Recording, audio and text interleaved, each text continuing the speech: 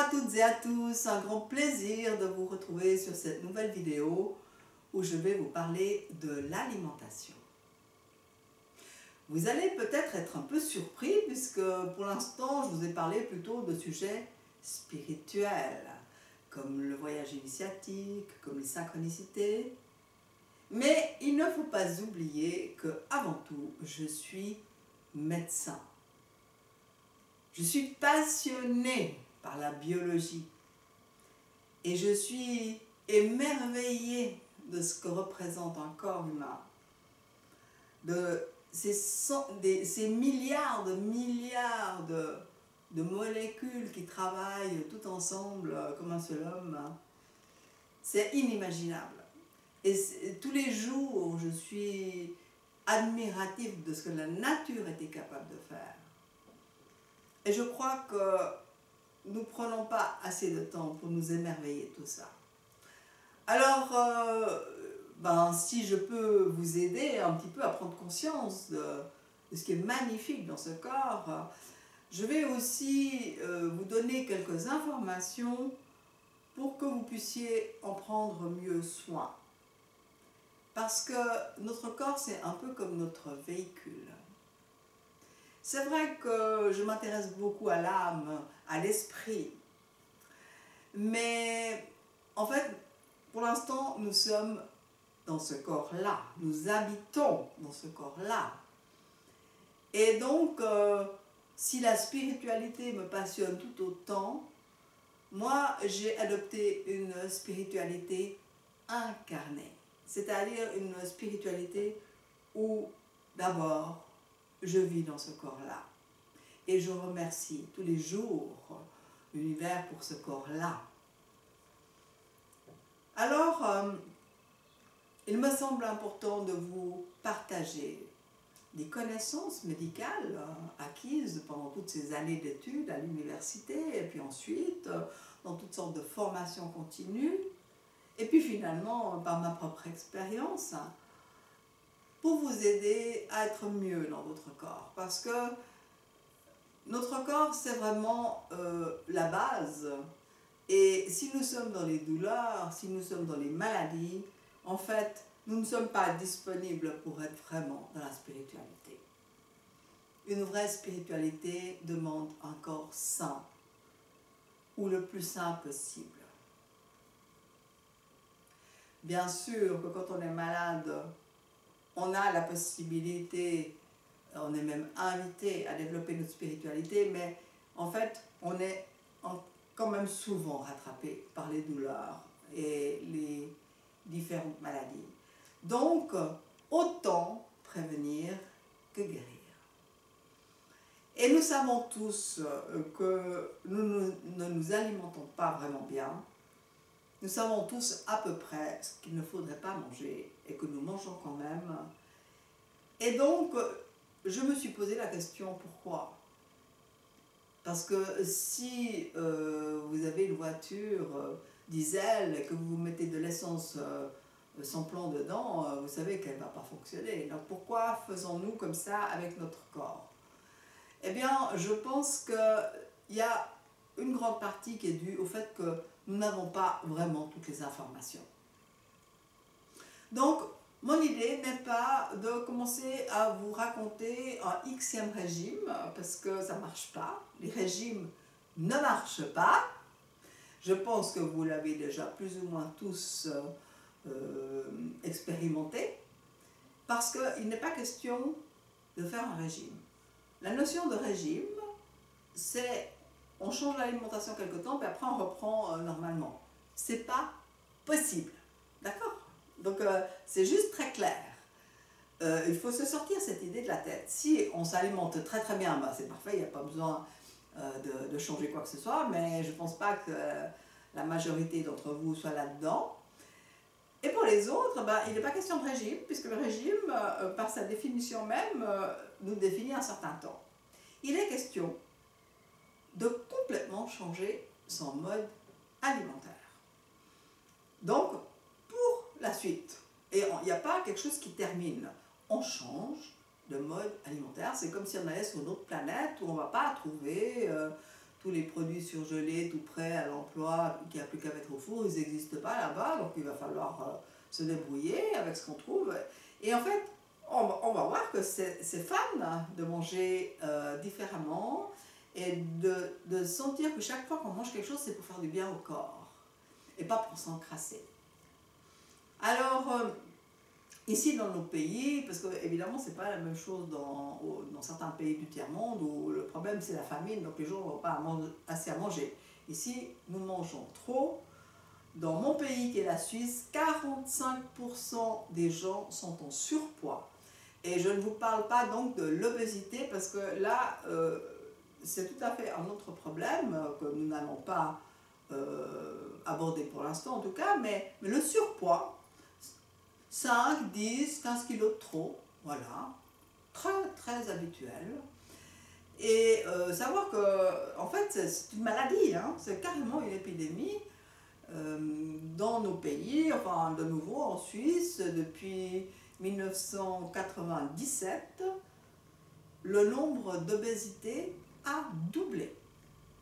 Alors qu'est-ce qui nous arrive? Eh bien, nous sommes trop gros. C'est tout. C'est pas plus compliqué que ça. Nous sommes trop gros.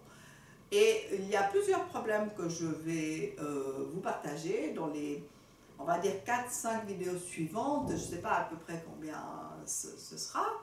Donc pour tous ceux qui n'ont vraiment aucun problème alimentaire, c'est parfait. Donc retrouvez-moi dans 3 semaines pour des sujets de nouveau un peu plus spirituels. Mais là, pendant les 4-5 vidéos suivantes, on va vraiment parler de la biologie, du corps, pour que vous ayez des informations simples, que tout le monde peut comprendre, que tout le monde peut enregistrer et ensuite intégrer pour faire en sorte qu'on aille mieux.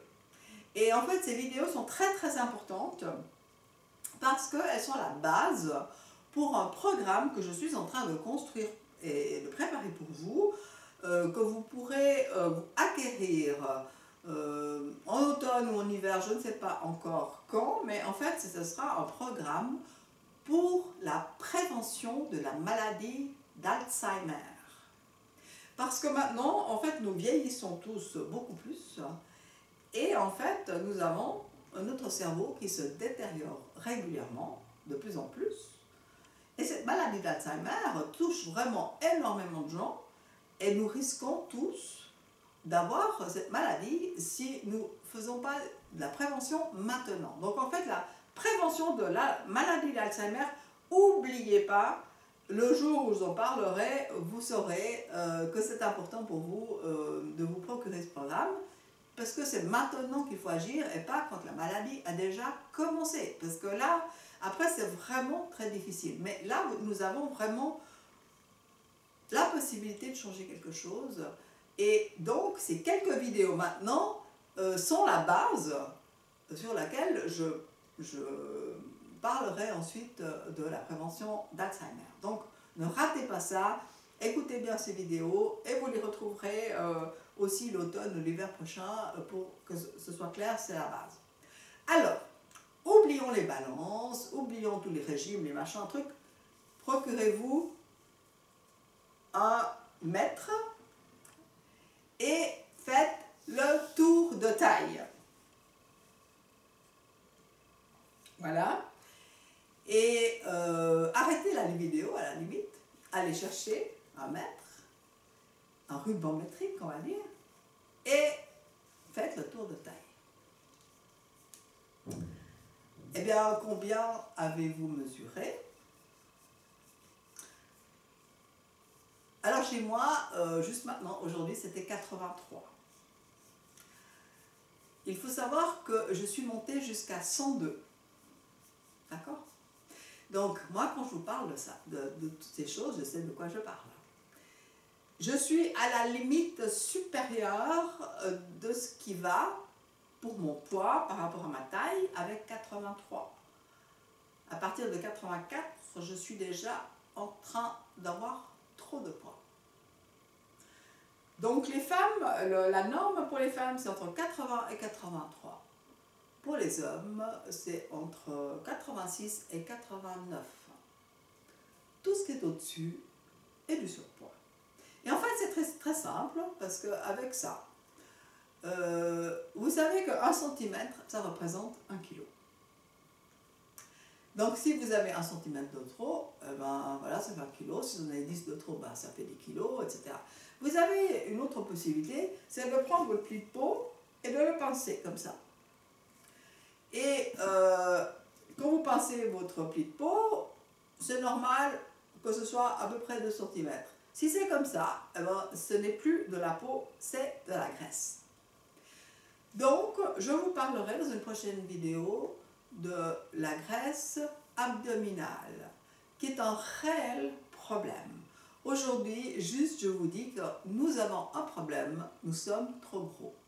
Et si vous faites partie des gens qui êtes sveltes, maigres, à la limite, bah, tant mieux.